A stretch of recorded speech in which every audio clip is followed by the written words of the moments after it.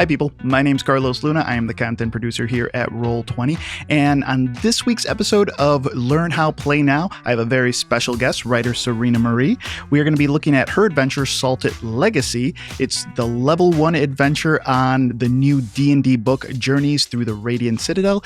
Welcome, Surena Marie. Hello, I'm so excited to be here and talk with you. This is weird because we're married. Yeah, I know. It's strange. I'm like, hello, stranger. Hello. I don't know. Hello. Can you tell us a little bit about your adventure? So my adventure takes place within the sprawling night market within the region of Siabsungkoh. This night market is packed to the brim with vendor stalls, food vendors, garment vendors, just anything that you can imagine is in this market. And it sort of hinges a lot on food and sharing meals together. Yeah, and we're actually surrounded by a bunch of food by your request. You think food goes with your adventure? Absolutely. And my unofficial DM recommendation would be when starting this game to have a ton of appetizers and shared food that you can kind of create that market experience at your table. We're going to be going through this game. This is a GM walkthrough. We're going to be going through every single step. So, of course, it's implied, and I will say it. Spoiler alert. Spoilers! This adventure, Salted Legacy, which is levels 1 and 2. Yes, levels 1 and 2. I will leave a link in the description below. So all you have to do is go ahead and click that and you can load it into your game. Okay, so once we click the link, it takes us to the Roll20 marketplace and we can just click this big purple button that says Create Game. It opens up a Start New Game page. We're going to name our game. We're going to call it Salted Legacy. So once we have that filled out, we're going to click I'm ready, create game. That's the internet working. Okay, and that leads to our game's landing page. Here's where you can invite players, you can leave some notes. We're not ready to do any of that. This is a GM walkthrough, so we want to set up our game before we invite our players. So I'm just going to click the Launch Game button. Great, and it loads the Journeys Through the Radiant Citadel landing page. We're going to go over to our journal section, which is the third tab on the right. We're going to click that, and we're going to see what the game has to offer. If you're new to Roll20 and haven't run a game on the platform before, I suggest clicking on the Roll20 information and just kind of reading through the game and how the VTT works. I think it helps a lot, but we already know that. Surena's going to walk us through how you would prep for this game, the mindset you should have when talking to your players, and kind of a play-by-play of what's happening in the night market. Okay, let's start it up. Okay, to start things off, we're in the journal section, and we're going to click on Background Salted Legacy. Surena, you have a very interesting way on how you believe this game should start off.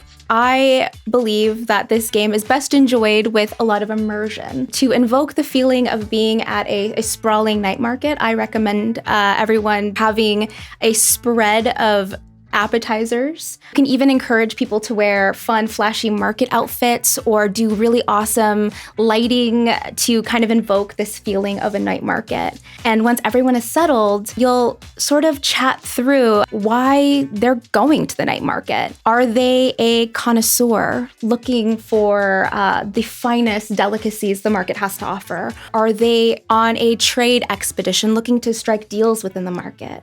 Or did they just grow up in the market and are looking to bring in their friends and explore the market for the first time? So that conversation in the beginning, I think, really informs the bond right away that is sort of tested as we go through the adventure. Good family food vibes and trying to figure out who they are while everyone's talking around this meal. Recommend reading this first and also reading Welcome to the Market as well, which is the next page in. Yeah, there's a little bit of background that the GM absolutely needs to know, and that's tensions have been high between two rival vendor families. The Zungun and the Tianmo have had a generational feud that had been sort of resolving itself until recently when a series of crime and vandalisms begin to occur in the market. And this market is huge. It has the Spicy Brothers that specialize in like peppers and hot food. Madame Culp, who specializes in silk. It's up to the players to weave their way through that market. There's like an entire section about an altercation. that occurs? Yes. After players decide to explore, they hear shouting, and a young kobold is seen clutching a bundle of green beans, fleeing from a screaming gnome woman. During this altercation runs smack into the players. If you're getting this from Roll20, you can use the pre-generated tokens that are included. So all I have to do is just drag Gammon to the table. There we go. There's the boy. And then you said he's being chased by a gnome woman? Yep, Lamai. Lamai. Okay, so I have Lamai here as well. I'm just going to drag Lamai. It's during this altercation that players are able to understand the severity or the crimes that have been happening. Okay. Seeing the players, know that the players are not involved in market politics, and ask the players for help. In a series of one-upmanships, try to hire the players. Oh, okay. They end up offering 100 gold pieces and a lifetime supply of their food. There is the market investigations.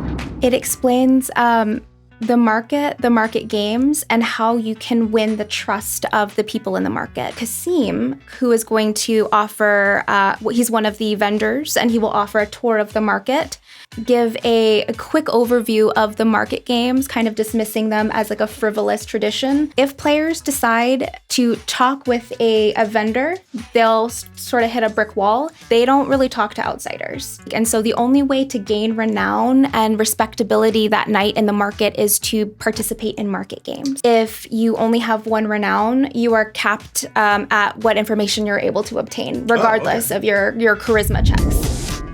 So after the players know that they have to gain renown, what happens? What are the market games? So go ahead and click on the market games there. Okay. So there's a total of 3 market games. There's the Arun Family Pepper Challenge, which is a test of endurance. It's a hot pepper contest. Battle Prawn Challenge, which is a cooking competition. And the Hide and Seek Challenge.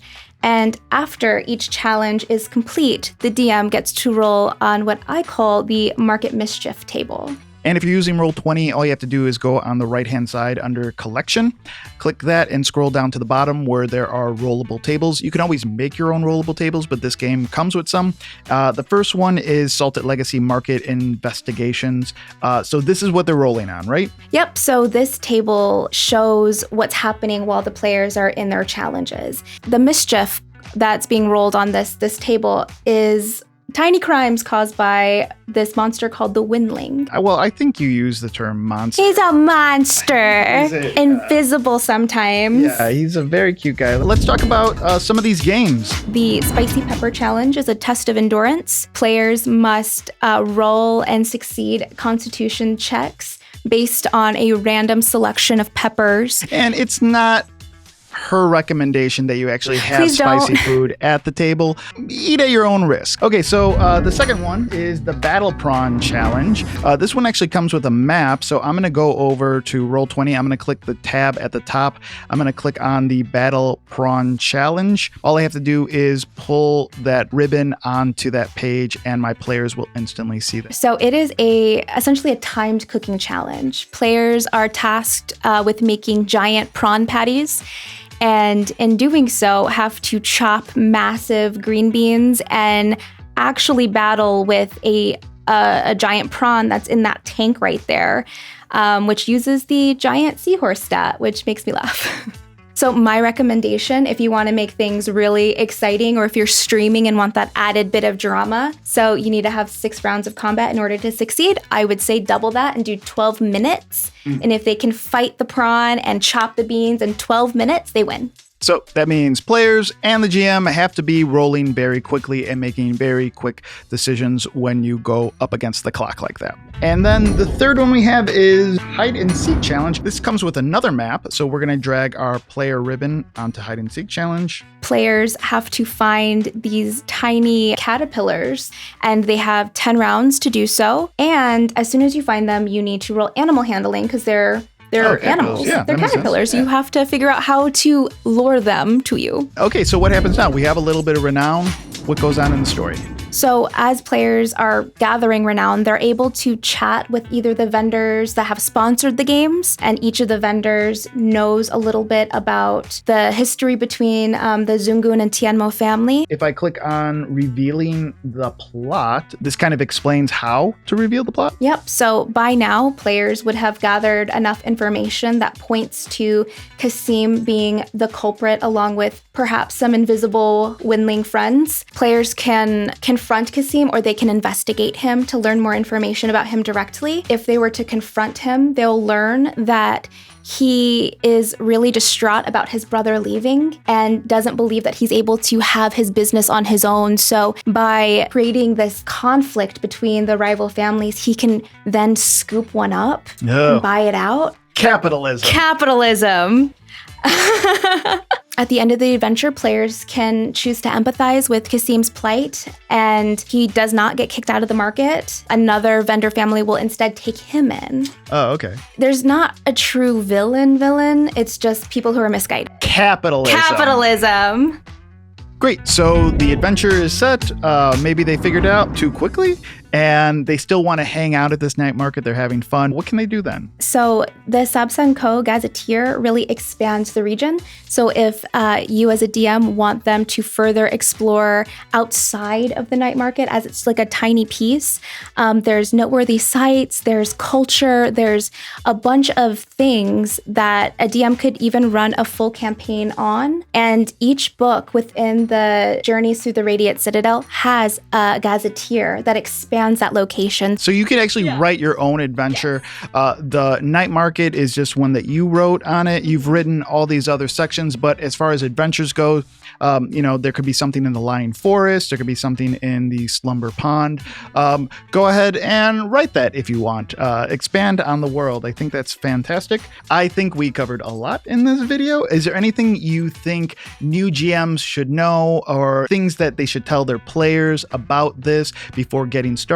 What do you think would be useful? Honestly, because it's a 1 and 2 level adventure, it's really about the social mechanics and having fun at the table. So don't be afraid to get real weird, to explore wacky gameplay, comedic gameplay, or even make your own vendors at the market. Fantastic. Surena Marie, thank you so much for joining us inside your own apartment while we film this. Once again, my name is Carlos Luna. I'm the content producer here at Roll20, and this has been Learn How, Play Now. Capitalism. Capitalism. Okay.